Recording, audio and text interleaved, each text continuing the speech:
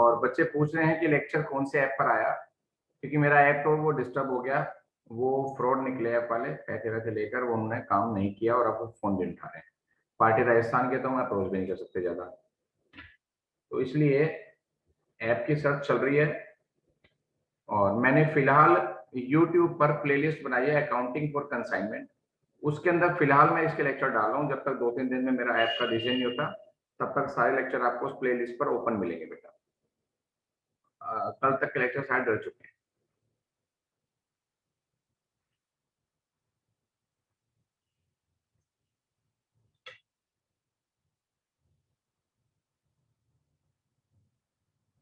Books of consignee, books of consignee, consignee की book में accounts कौन कौन से बनेंगे?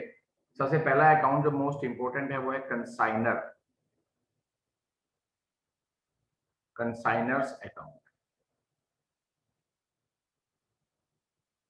ये भी कंसाइनी की बुक में कंसाइनर का पर्सनल अकाउंट है। जैसे कंसाइनर की बुक में कंसाइनी का पर्सनल अकाउंट बना था, उसका ठीक रिवर्स है। ठीक है, क्या क्या आएगा? कंसाइनर को मैं क्रेडिट क्यों करूं? ऐसी कौन सी चीज है कंसाइनर की जो मेरे पास आ गई है? मैं एज ए कंसाइनी बोल रहा हूं, तभी तो आपको समझ में आएगा। कंसाइनी के पास ऐसा क्या है जिसके लिए वो कंसाइनर को क्रेडिट करेगा? वो है सेल्स। सेल्स का पैसा सपोज करो मिल गया है, और जो पैसा मिलना है या मिलेगा जो भी है, ठीक है ना, वो उसके लिए मैं कंसाइनर को ही क्रेडिट करूंगा क्योंकि वो मेरा पैसा नहीं है।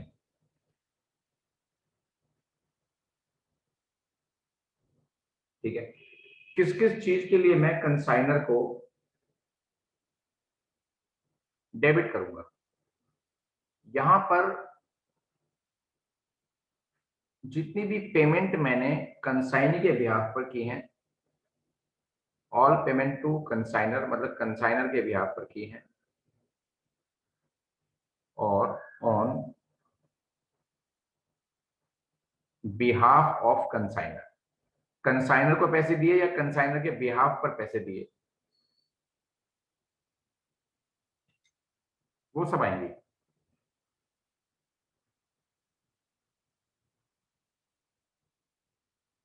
वो सब चीजें इसमें आएंगी बेटा।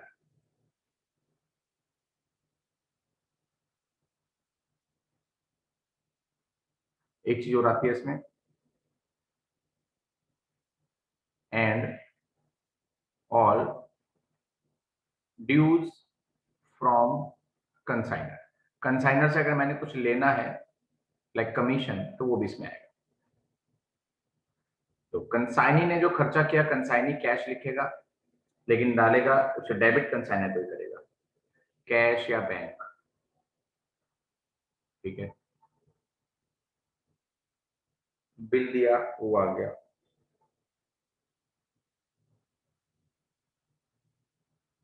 To cash bank. जितने भी एक्सपेंसेस हमने पे करे हैं लाइक E2 और E3, वो सब इसमें आ जाएंगे। कमीशन के लिए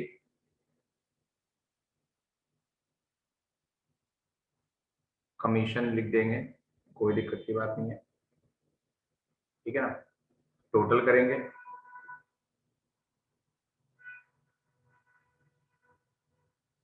ये तो गुड्स बेच के पैसा मेरे पास आया और ये पैसा मैंने उससे लेना है। तो मोस्टली ऐसा ही होता है कि ये अमाउंट ज्यादा होती है और ये अमाउंट कम बैठती है, तो यहां पर बैलेंस बचता है, वो या तो मैं उसको पे कर दूंगा या अभी बैलेंस बच जाएगा।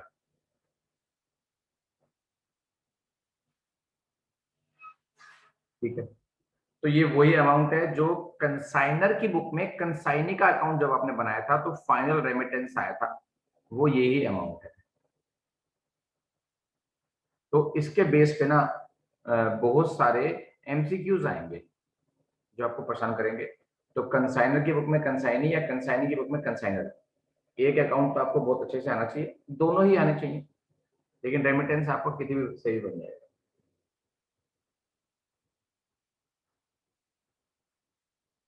ठीक, इसको बहुत प्यार से नोट कर लो बेटा, बहुत अच्छे से नोट करो, स्क्रीनशॉट लेने से कुछ नहीं होगा, आप इसको नोट करो अभी के अभी। स्क्रीनशॉट लेकर तो काम इकट्ठा होता रहता है बस।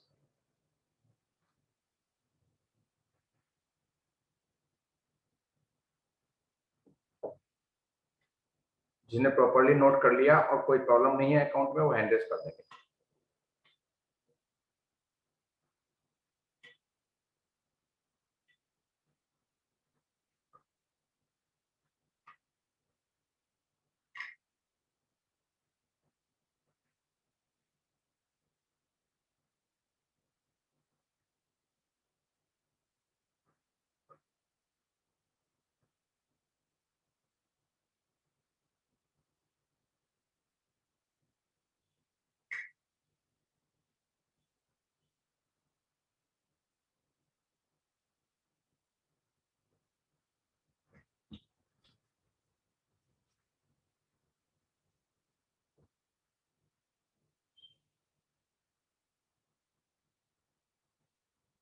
एक ही बच्चे ने नोट किया आपका 10? दो बच्चे? तीन?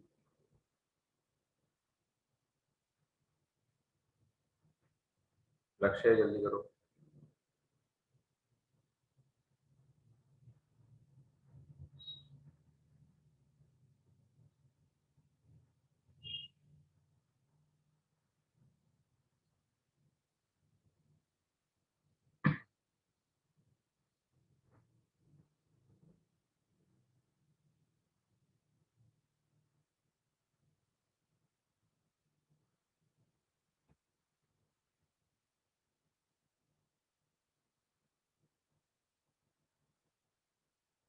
ठीक है, हाथ नीचे कर लो।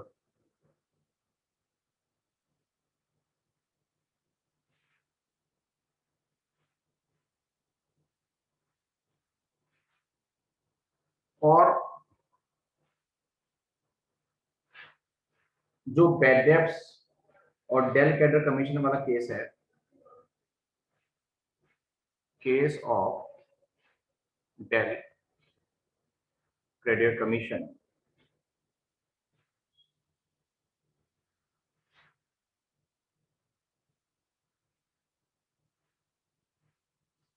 इसका मैं एग्जांपल से आपको समझाता हूं कि कंसाइनी अपनी बुक में इसका क्या केस करेगा, क्या एंट्री करेगा। गुड्स जो हमें कंसाइनमेंट से मिला है, goods sent on consignment by consignor to consignee,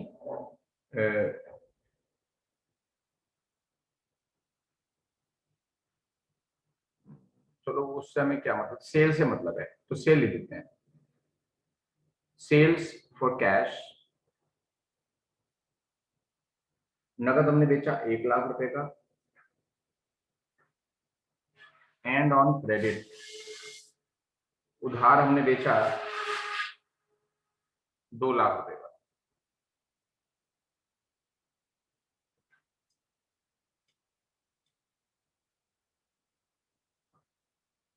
जो उधार बेचा तो उसके अंदर कुछ बैड डेब्ट्स हो गया, उधार जो हमने बेचा तो उसके अंदर कुछ बैड डेब्ट्स हो गया।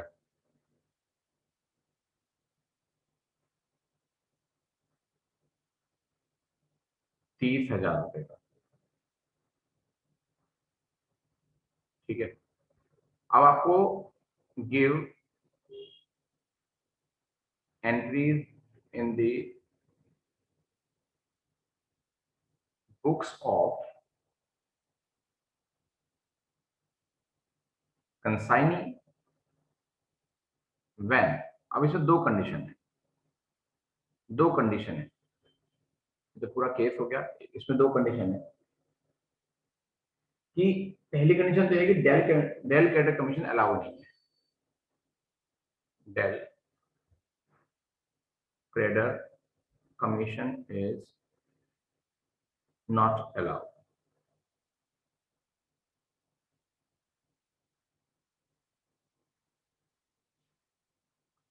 और एक में यह है कि del credere commission is allowed.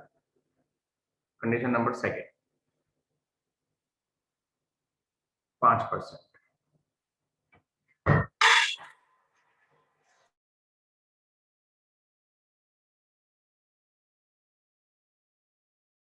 Question note करो।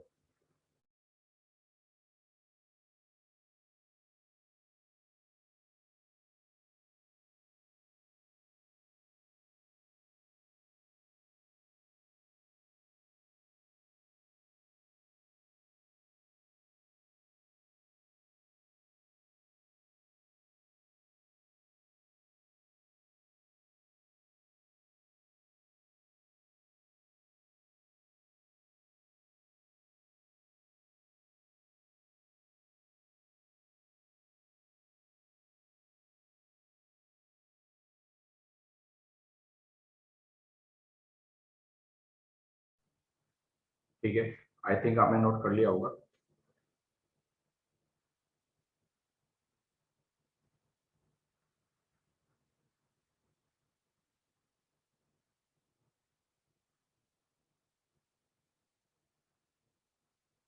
अब कंसाइनी की बुक में एंट्रीज, जो कैश सेल्स हुई है उसका तो कोई लोचा ही नहीं है। कैश सेल की एंट्री तो हमारे पास पैसा आ गया, cash account debit to consignor, क्योंकि सारा पैसा किसका है, कंसाइनर का है, तो कंसाइनर को ही इसका क्रेडिट मिलेगा। कंसाइनर्स 1 लाख की हुई है cash cell,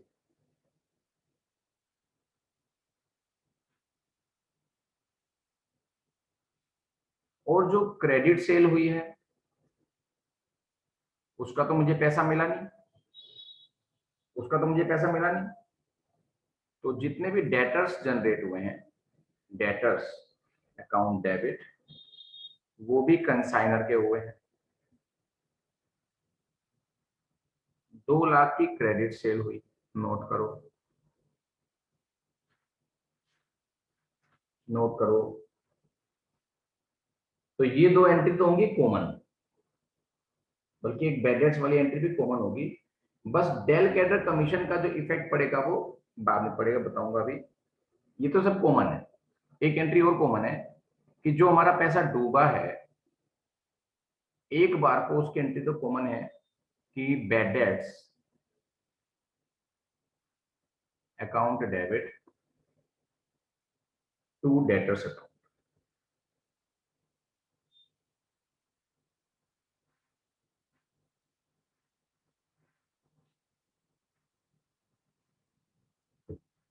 bad debts account note करो तब।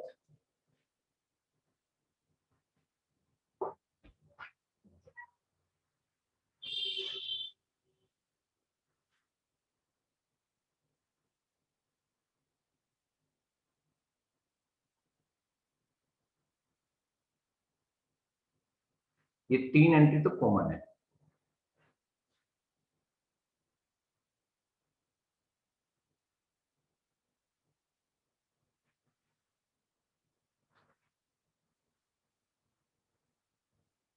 ठीक है,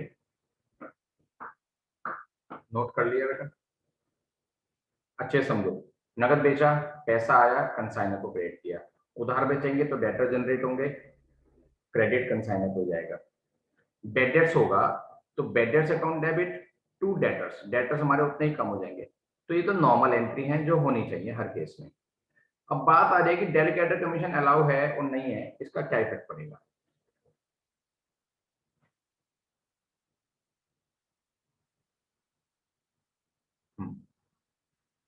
case one, del credere commission is not allowed. अगर अलाउड नहीं है तो आपको नॉर्मल केस पता होना चाहिए कि अगर डेलीगेटर कमीशन अलाउ नहीं है तो बैड डेट्स का नुकसान किसको होगा।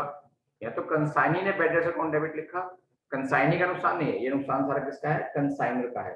तो हम सारा का सारा बैड डेट्स किसके नाम डाल देंगे, कंसाइनर के नाम डाल देंगे। Consignors debit, consignor debit to bad debts. Bad debts हुआ कितने का था, 30,000 रुपए का। वो पूरे 30,000 रुपए हमने कंसाइनर के नाम डाल दे, भाई तू झेल। यहाँ तक प्रॉब्लम हो तो हैंड रेस करो, सिर्फ प्रॉब्लम के लिए हैंड रेस करना है।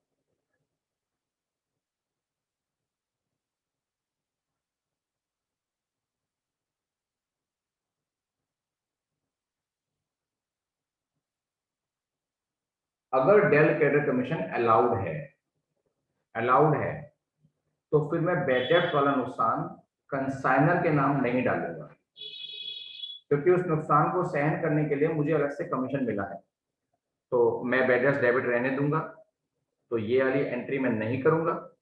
तो मैं क्या करूंगा, तो मैं फिर कंसाइनर से अपना commission मांगूंगा। Consignor debit commission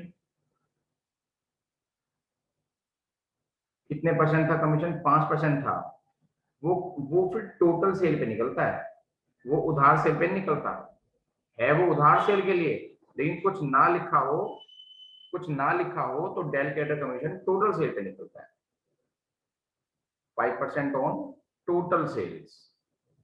total sale है 3 लाख रुपए की, तो 15,000 रुपए का कमीशन आ गया जो मुझे मिलेगा।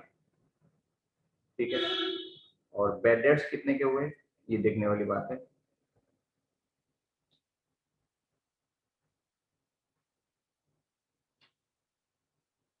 बैड डेट्स हुए हैं 30,000 के, 30,000 रुपए के।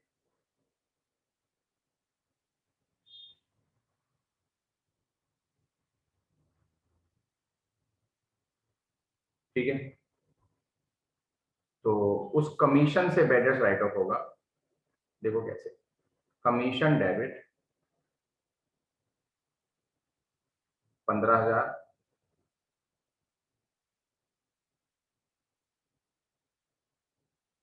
और पीएल डेबिट 15,000, और टू बैड डेट्स 30,000। 30 का बैड डेट्स राइट ऑफ हो गया, कुछ पीएल में चला गया और कुछ कमीशन से राइट ऑफ हो गया। जो कमीशन नाम की इनकम मुझे मिली थी, उस इनकम से नुकसान राइट ऑफ हो जाता है, और बाकी बचा हुआ नुकसान पीएल के डेबिट में चला गया। नोट करो,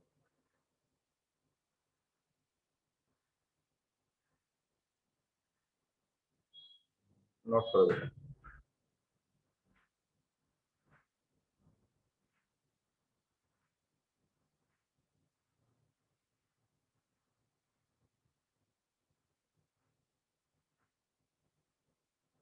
जिसको दिक्कत है हैंड रेस करो बेटा, जिसको परेशानी है हैंड रेस करो।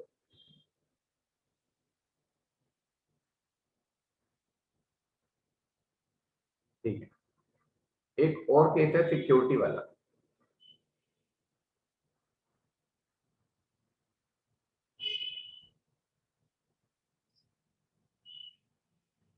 Security against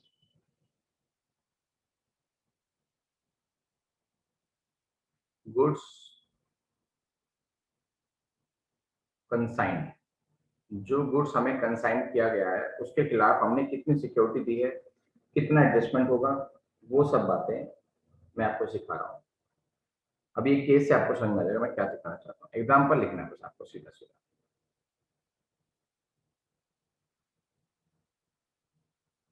A consign goods costing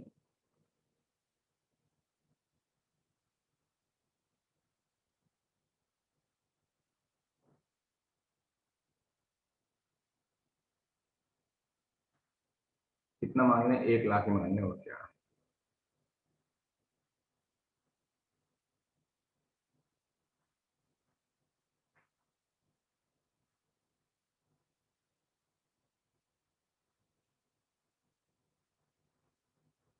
against it, इसके लिए बी डिपॉजिटेड ए। कभी कभी ऐसा होता है कि कंसाइनी से कंसाइनर सिक्योरिटी मांगता है, सिक्योरिटी ऑफ ₹70,000। ठीक है जी, एज ए सिक्योरिटी 70,000 जमा कर दिए।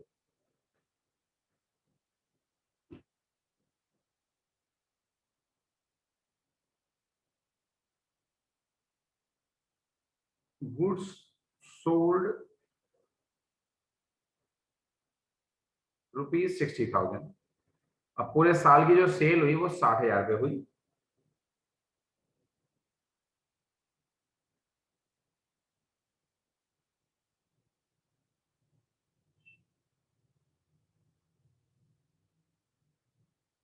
साठ की नहीं हुई, ऐसा कर लो, goods costing 60,000 was sold for 80,000। 60 वाला गुड्स हमने 80 में बेच दिया।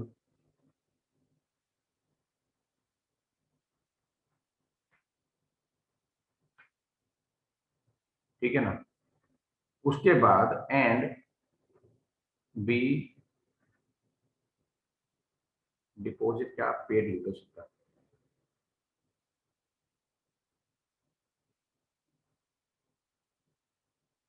Paid the remaining amount, remaining क्यों बोला मैंने, आफ्टर डिडक्टिंग दी सिक्योरिटी अमाउंट, सिक्योरिटी अमाउंट घटाने के बाद उसने बी ने सारे पैसे ए को दे दिए। अब आपको यही निकालना है कि बी ने ए को कितने पैसे दिए, और हमें यही निकालना है कि सिक्योरिटी कितनी एडजस्ट होगी। पूरी 70,000 रुपए सिक्योरिटी एडजस्ट नहीं होगी, यही तो आपको सिखाना है। नोट करो।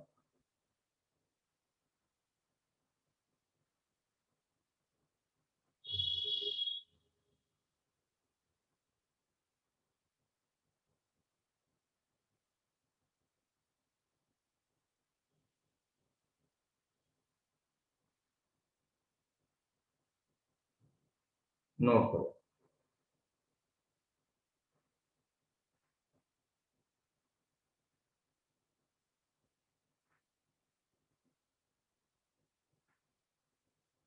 अब पहले सुन लो, पहले सुन लो, समझ लो, उसके बाद लिखना।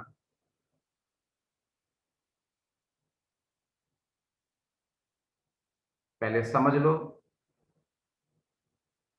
पूरे मैंने बोला कि पूरे 70,000 रुपए एडजस्ट नहीं होंगे, तो इसका मतलब कुछ और अमाउंट एडजस्ट होगी। कितनी अमाउंट एडजस्ट होगी वो कैसे निकलेगी वो बता रहा हूं आपको। The amount of security adjusted equals to total, यहां पर तो आएगी भी नहीं, नीचे लिख देता हूं इसके।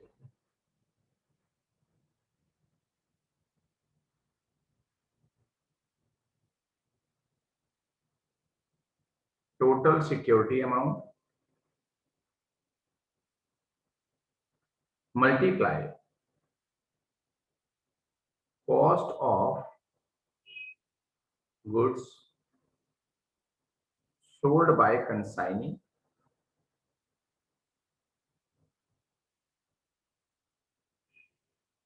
अपॉन कॉस्ट ऑफ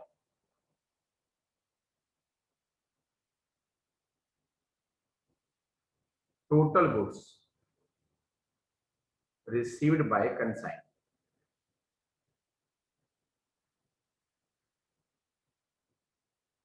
राइटिंग थोड़ा सा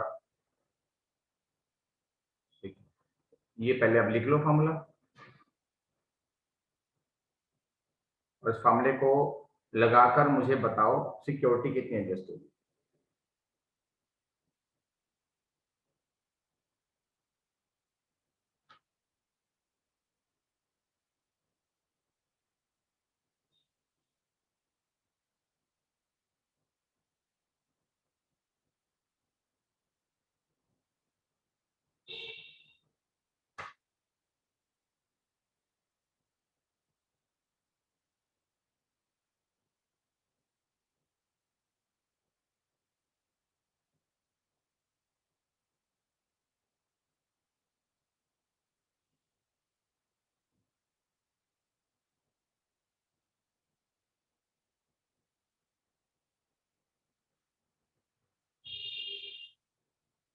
नहीं भाई, टोटल सिक्योरिटी अमाउंट ही 70,000 रुपए है,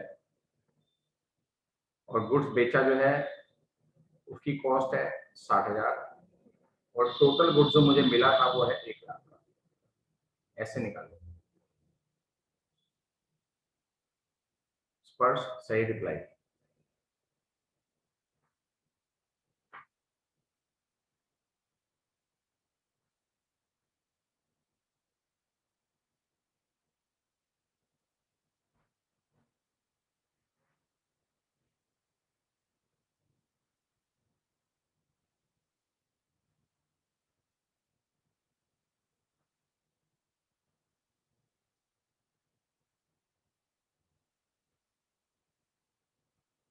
शगुन सही रिप्लाई, वसु सही रिप्लाई, यश सही रिप्लाई, लक्ष्य अब सही रिप्लाई,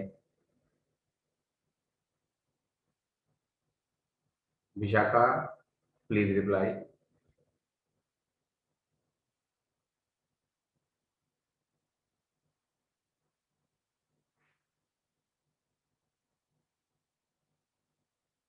बिल्कुल सही रिप्लाई। ठीक है, 42,000 रुपीज एडजस्ट होंगे। रीजन क्या है, पूरे 70,000 पे एडजस्ट क्यों नहीं हुए सिक्योरिटी के? क्योंकि 1 लाख में से 60 वाला गुड्स बेचा है, तो बाकी 40,000 वाला गुड्स तो भी बी के पास ही पड़ा है। तो पूरी सिक्योरिटी को एडजस्ट कैसे करने देगा कंसाइनर?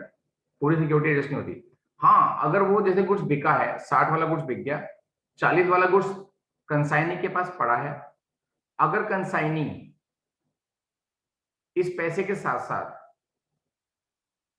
सारा गुड्स भी वापस कर दे कंसाइनर को, यानी कि कंसाइनी के पास अब गुड्स बचा ही नहीं, तो only in that case full security will be adjusted. अभी तो पहले पूरा लिखो, ये थोड़ा सा कॉम्प्लिकेट ना हो जाए, पहले इसके बारे में लिखो। So amount to B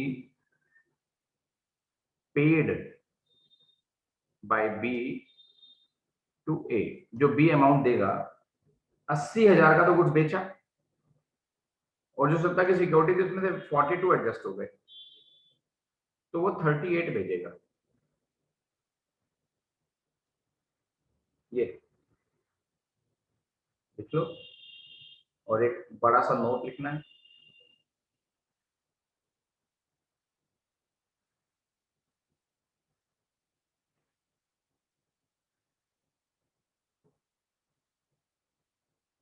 if B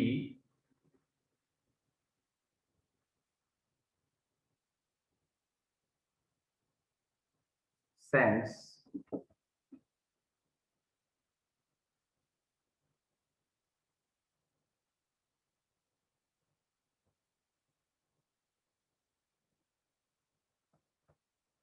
लिख लो पहले, एक मैं मैसेज करता हूँ।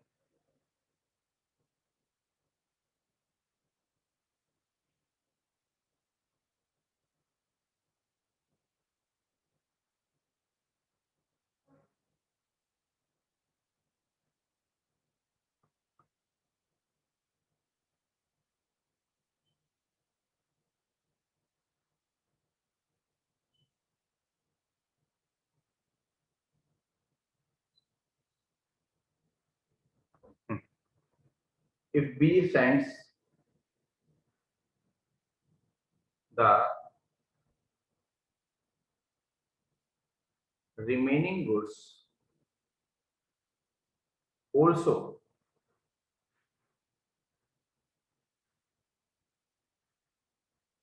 along with the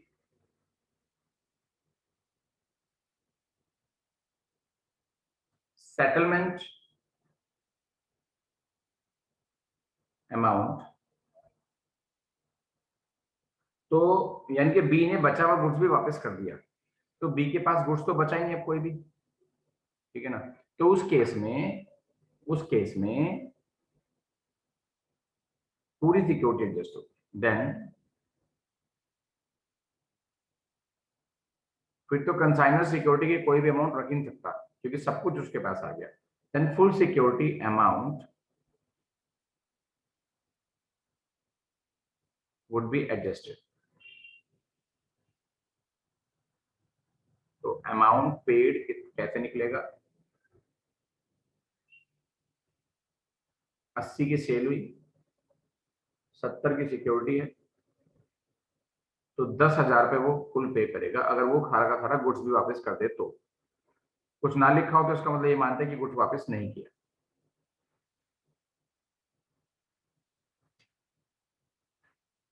मेरे लिखवाए हुए रूल्स को 3-4 बार रिपीट करना है, चाहे लिख के रिपीट करना पड़े।